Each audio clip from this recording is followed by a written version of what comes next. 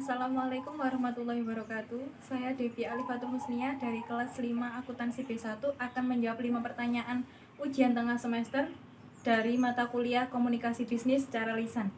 Pertanyaan yang pertama yaitu, jelaskan apa yang Anda ketahui tentang komunikasi bisnis. Komunikasi bisnis adalah komunikasi yang digunakan di dalam dunia bisnis yang mencakup berbagai macam bentuk komunikasi baik verbal maupun non-verbal untuk mencapai tujuan tertentu, di mana dalam komunikasi ini berisi pendapat, ide, gagasan, maupun informasi. Komunikasi ini dapat dilakukan secara personal maupun impersonal. Pertanyaan yang kedua yaitu, sebutkan dan jelaskan variabel-variabel komunikasi bisnis. Ada 6 variabel komunikasi bisnis, yaitu yang pertama, variabel sumber atau komunikator, yaitu sebab komunikator adalah pihak pertama yang mendorong terjadinya komunikasi. Status dan kekuatan yang ada pada komunikator juga berpengaruh pada penerimaan pesan oleh penerima pesan. Oleh karena itu, kredibilitas komunikator sangat mempengaruhi reaksi dan respon komunikan. Yang kedua, variabel pesan atau informasi.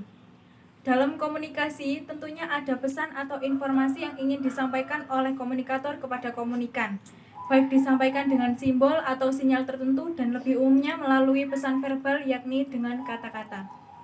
Yang ketiga yaitu variabel penerima atau komunikan. Faktor komunikan ini penting karena menentukan bagaimana kita berkomunikasi. Yang keempat yaitu variabel konteks. Konteks dalam komunikasi ini bisa bersifat alamiah ataupun memang sengaja untuk diciptakan. Konteks alamiah terjadi dalam suasana keseharian yang wajar dilakukan. Sedangkan konteks yang sengaja diciptakan telah direncanakan seperti pertemuan untuk bisnis lunch. Yang kelima yaitu variabel sarana. Sarana dalam komunikasi digunakan untuk menghubungkan komunikator dengan massa atau banyak orang. Media ini biasa disebut dengan media massa. Namun, selain itu juga bisa menggunakan saluran seperti telepon. Variabel efek.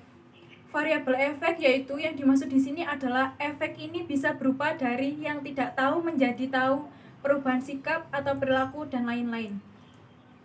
Pertanyaan nomor 3. Jelaskan cara berkomunikasi dalam komunikasi internal. Yang pertama yaitu diskusi. Diskusi menjadi salah satu cara untuk melakukan komunikasi internal dalam organisasi. Diskusi dilakukan biasanya untuk memecahkan masalah atau juga mencari sumber dari masalah untuk ditemukan solusinya.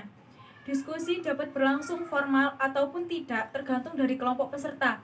Biasanya, jika hanya diskusi karyawan dalam satu bidang, maka akan berlangsung tidak terlalu formal. Sebaliknya, jika diskusi melibatkan pimpinan, pasti situasinya akan lebih serius. Yang kedua yaitu rapat. Rapat biasanya merupakan agenda rutin dalam sebuah organisasi. Pemimpin rapat biasanya adalah pimpinan organisasi itu sendiri. Rapat dapat membahas berbagai hal, mulai dari target bulanan, pencapaian, hingga hambatan atau kendala yang menghambat pencapaian tujuan.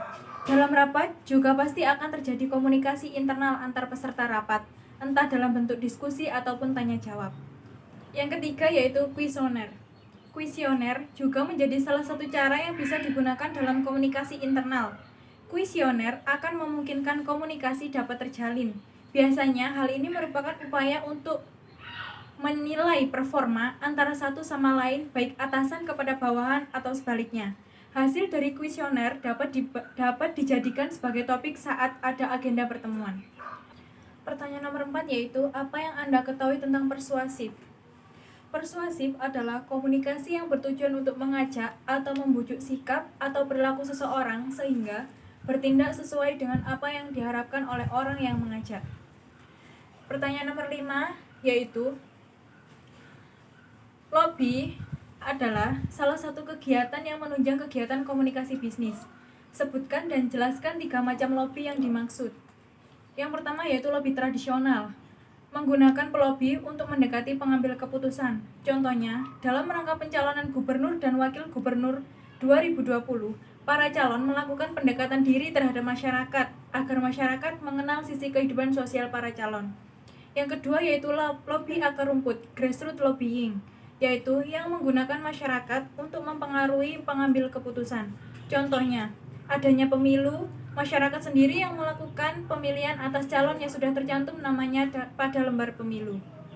Yang ketiga yaitu Lobby Political Action Committee, yaitu komite yang dibentuk perusahaan-perusahaan besar agar wakilnya dapat duduk di parlemen atau pemerintah. Sekian jawaban dari saya. Apabila ada salahnya, mohon maaf yang sebesar-besarnya. Wassalamualaikum warahmatullahi wabarakatuh.